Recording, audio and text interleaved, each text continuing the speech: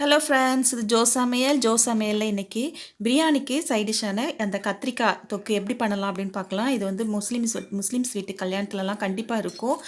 இது பண்ணுறதுக்கு நான் 1 டீஸ்பூன் அளவுக்கு வேர்க்கடலை நல்லா வறுத்துக்கோங்க. வறுத்துட்டு அதை தோல் நீக்கி வச்சுக்கணும். இப்போ வறுத்தாச்சு, அதை வெளியே எடுத்துடலாம். இது வந்து பிரியாணிக்கு ரொம்ப டேஸ்ட்டாக இருக்கும். அப்படி பாய் வீட்டில் செய்கிற மாதிரியே இருக்கும். கூடவே 1 டீஸ்பூன் அளவுக்கு வெள்ளை எள்ளு இல்லைன்னா கருப்பு எள்ளு சேர்த்துக்கோங்க. நான் வெள்ளை எள்ளு இருந்துச்சு, அதனால் சேர்த்துக்கிறேன். வேர்க்கடலையும் அதையும் நல்லா தோல் நீக்கியாச்சு. அதை வந்து மிக்ஸியில் நல்லா அரைச்சிக்கணும். இப்போ வந்து கத்திரிக்காவை நாளாக வெட்டி அதை வந்து உள்ளே சேர்த்துக்கிறேன். கொஞ்சமாக எண்ணெய் சேர்த்து நல்லா வதக்கிக்கோங்க. இதிலே கத்திரிக்காய் வந்து கொஞ்சம் வெந்திருக்கணும் நல்லா.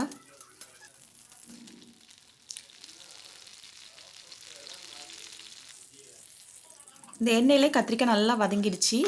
இப்போ வந்து இன்னும் கொஞ்சம் நல்லெண்ணெய் சேர்த்துட்டு 1 டீஸ்பூன் அளவுக்கு கடுகு உளுத்தம்பருப்பு,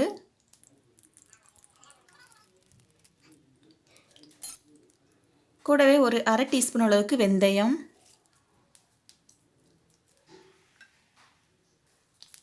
அப்புறம் 1 டீஸ்பூன் அளவுக்கு முழு மிளகு சேர்த்துருக்கேன். அதையும் சேர்த்துக்கோங்க. சேர்த்துட்டு எல்லாம் நல்லா பொரிஞ்சதுக்கப்புறம் ஒரு 10-12 பல் பூண்டு அதையும் சேர்த்துக்கலாம்.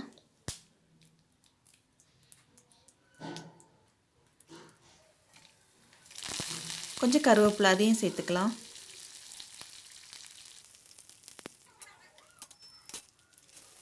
அப்புறம் நான் கட் பண்ணி வச்சுருக்க 2 பெரிய வெங்காயம் அதையும் சேர்த்துக்கிறேன். சேர்த்துட்டு நல்லா வதக்கிக்கணும் வெங்காயத்தை.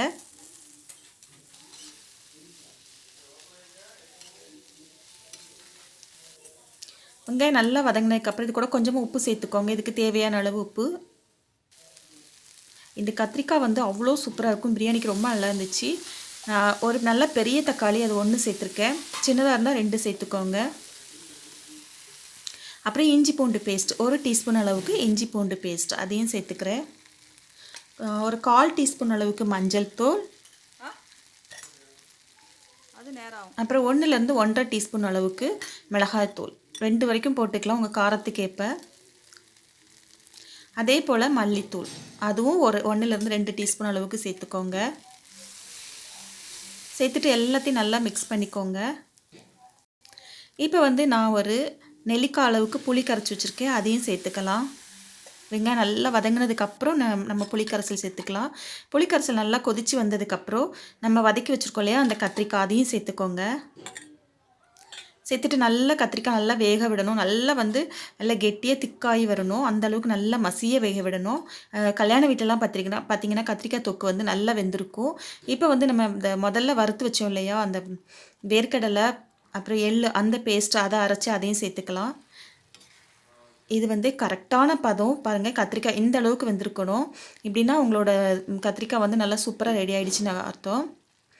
பிரியாணிக்கு ஒரு சூப்பரான சைட் டிஷ் தான் இது. இப்போ நல்லா வெந்துடுச்சு. கத்திரிக்காயும் நல்லா வெந்துடுச்சு. நம்மளோட கிரேவியும் ரொம்ப சூப்பராக தயாராகிடுச்சு.